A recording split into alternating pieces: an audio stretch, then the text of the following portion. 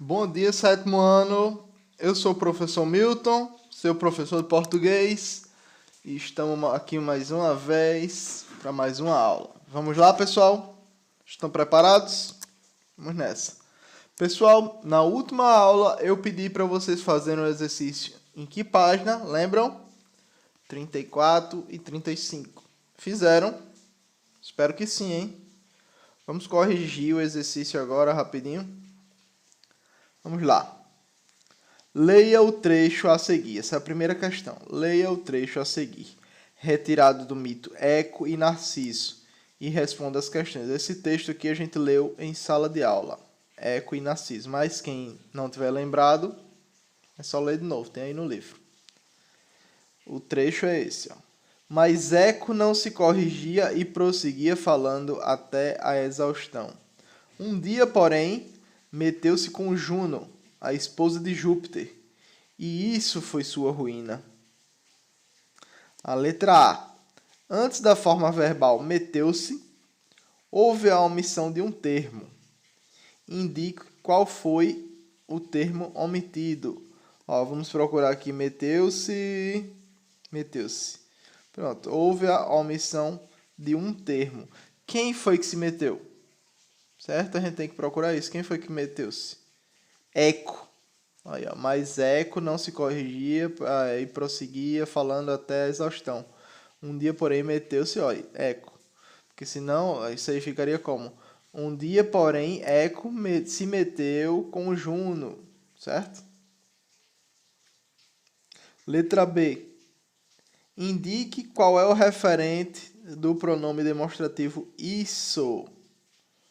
Pronome demonstrativo isso. Onde é que está o pronome demonstrativo isso? Lá na última linha e a última frase. A esposa de Júpiter, e isso foi sua ruína. O que foi sua ruína? Isso o quê? Meter-se com a esposa de... com Juno, meter-se com Juno, que é a esposa de Júpiter. Meteu-se com Juno. É isso que foi a ruína dele. Letra C. A palavra sua também se refere a um termo expresso anteriormente. Qual é esse termo? Como ele fala também, pessoal, ó, isso aqui é bom vocês prestarem atenção. Como ele fala, ó, a palavra sua também se refere a um termo expresso anteriormente. Então, é um termo que também foi expresso antes, que nem a outra que a gente viu, meteu-se. Aí a gente vai procurar a palavra sua, tá ali, perto de ruína. Foi sua ruína. Então, foi a ruína de quem? De Eco. Então, mesma resposta da letra A é a resposta da letra C. Vamos para o segundo agora. O mito a seguir nos apresenta o deus dos oceanos, Poseidon.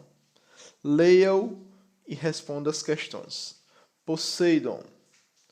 O palácio dourado do deus marinho cintilava nas águas profundas e calmas de uma ilha.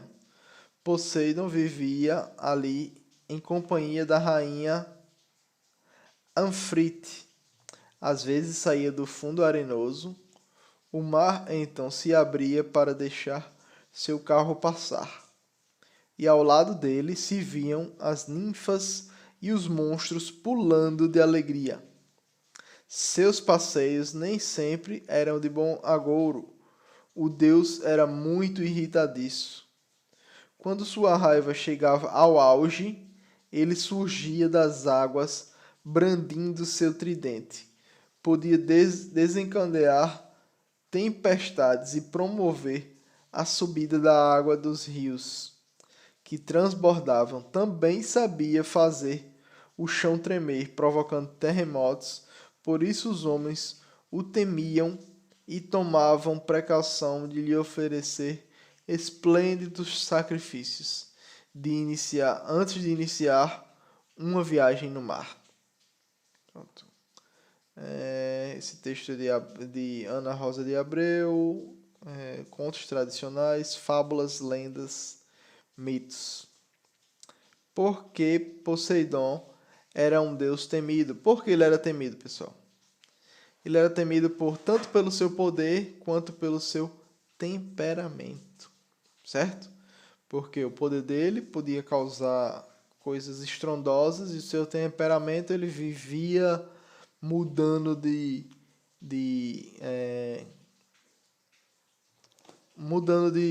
humor facilmente, que nem o mar, que uma hora está calmo e uma hora está extremamente nervoso. Letra B. O que poderia acontecer quando Poseidon tinha seus ataques de ira? Tempestades, terremotos, inundações, é isso que diz lá no texto, né? Como Poseidon é identificado no primeiro período do texto? Vamos lá ler o primeiro período do texto. O Palácio Dourado do Deus Marinho cintilava nas águas profundas e calmas de uma ilha. Então, é nesse trecho aqui. Deus Marinho. Ele é identificado como Deus Marinho. Letra D. Como vimos, não só os pronomes contribuem para a coesão de um texto, mas também outras classes de palavras. Observando o primeiro parágrafo do texto, indique qual é a expressão nominal substituída pela palavra ali. No primeiro parágrafo, vamos terminar de ler todinho. Poseidon vivia ali. Já chegamos em ali, ó. Ali, então, ele já se referiu a isso antes. Palácio Dourado. É o Palácio Dourado. Ali é o Palácio Dourado, que é onde Poseidon vivia, né? Letra E. Analisando o terceiro parágrafo do texto, indique qual é o termo que pode ser substituído pelos pronomes ele. Ele surgia das águas nesse trecho, né? E os homens o temiam. Pode ser o Deus, né? Se a gente botasse aqui, ó. O Deus surgia das águas. Ficaria coerente, ok? E os homens temiam o Deus. Também ficaria coerente, certo? Então, o terceiro. Agora você lerá um texto abaixo, procurando preencher as lacunas da melhor forma possível, mas atentando sempre para o sentido e a coesão. Para isso, utilize as palavras ou expressões do quadro. Temos um quadro aqui e temos as palavras ali. Eu já preenchi, pessoal, então eu vou ler o texto. Vocês pausem aí nas partes que vocês acharem que erraram ou que acertaram, para poder ver direitinho, tá ok? Então eu vou ler como texto corrido. Artemis, deusa da natureza selvagem. Artemis era a irmã gêmea de Apolo. Nascera como ele, dos amores de Zeus com Leto, uma mortal. Sua atividade favorita era a caça, e por isso, de manhã até a noite, ela percorria os vales e as florestas num carro puxado por 2 cervos. Gostava de viver nos lugares selvagens, longe das cidades e dos homens, tendo como única companhia caçadoras que haviam feito voto de castidade. Um dia, voltando de uma caçada proveitosa, Artemis se preparava para banhar o corpo cansado nas águas claras de uma fonte. As companheiras tinham acabado de lhe tirar as armas, as sandálias e a túnica, quando de repente apareceu um jovem caçador chamado Acteon. Ele se espantou tanto quanto a deusa e se deteve fascinado com o espetáculo. Sem suas armas, Artemis não podia reagir. Com um gesto rápido, tapou a nudez e jogou água na cabeça do caçador, enfeitiçando-o imediatamente. Surgiram chifres na testa do infeliz, seus pés se transformaram em cascos e o corpo se cobriu de pelagem de um cervo. Acteon quis gritar, mas a voz já não era humana, então fugiu. Seus próprios cães, não reconhecendo o dono, correram atrás dele. Fincaram-lhe os dentes e o dilaceraram. A deusa se mostrou cruel, porque não suportou a ideia de ser vista nua por um homem, mas também sabia ser uma deusa prestativa a oferecer sua proteção, em particular às grávidas. De fato, desde pequena, ela se revelara hábil na arte de auxiliar uma mulher a dar à luz. Mal saíra da barriga da mãe, Leto ajudou-a no parto de Apolo, o irmão gêmeo. Meio exagerado, né? Ela saiu do parto e já foi ajudando a mãe no parto do irmão. Pronto, pessoal. Até aqui tá ok. Tem aqui uma partinha falando sobre os deuses. Aqui, se vocês quiserem ler, quem se interessar mais sobre mitologia grega, tem bastante coisa aqui. Agora eu quero que vocês abram lá na página 72, tá bem? Vão para a página 72 aí que a gente vai ver outro assunto. A gente vai ver as formas nominais dos verbos. Os verbos, eles podem ser discriminados em infinito, gerúndio e particípio. Essas aqui são as formas nominais que a gente pode encontrar eles, tá ok? Vamos ver, o infinitivo. O verbo se apresenta com o valor de um substantivo.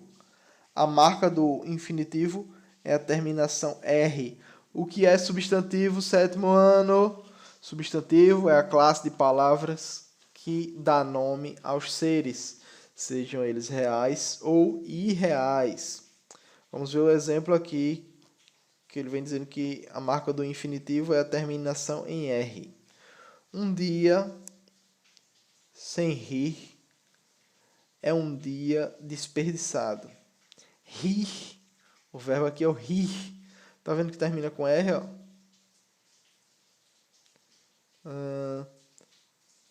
O particípio agora. O particípio apresenta o valor do adjetivo. Adjetivo, qual é a classe de palavras do adjetivo? Da característica aos seres, uma qualidade, defeito, essas coisas.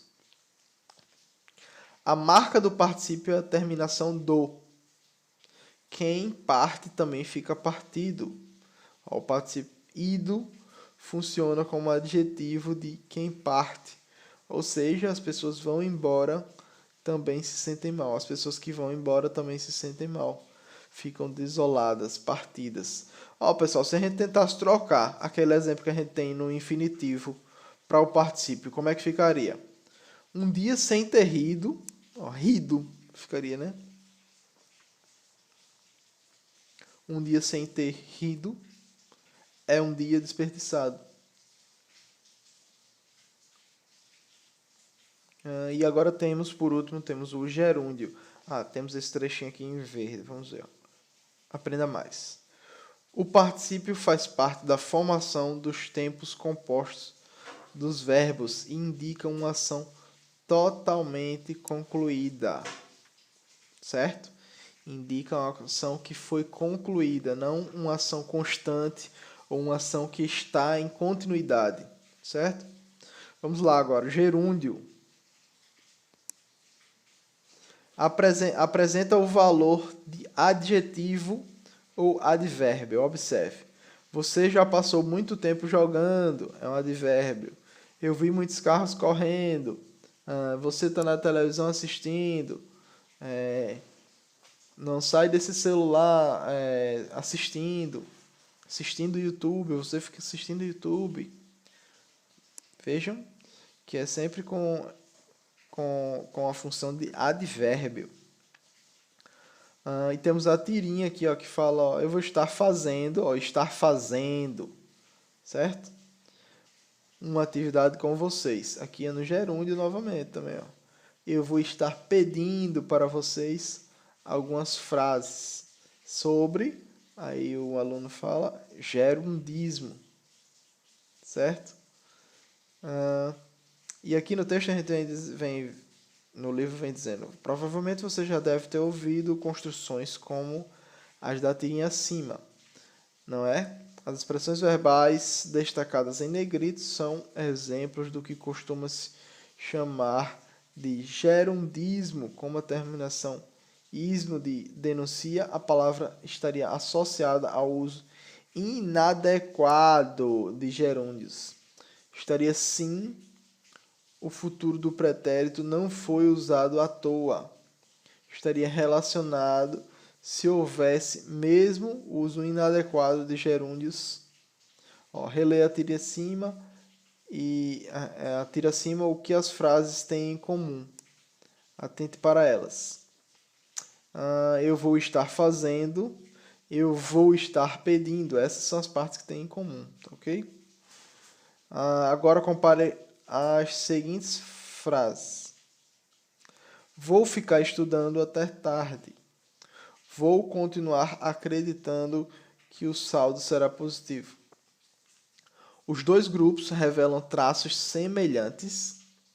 Você deve ter observado que todas as orações apresentam verbo que indicam uma ação futura, o ir. O verbo no infinitivo que indica estado. O verbo no gerúndio, no entanto, só as primeiras são enquadradas como exemplos de gerundismo, o que não está relacionado apenas ao uso do gerúndio.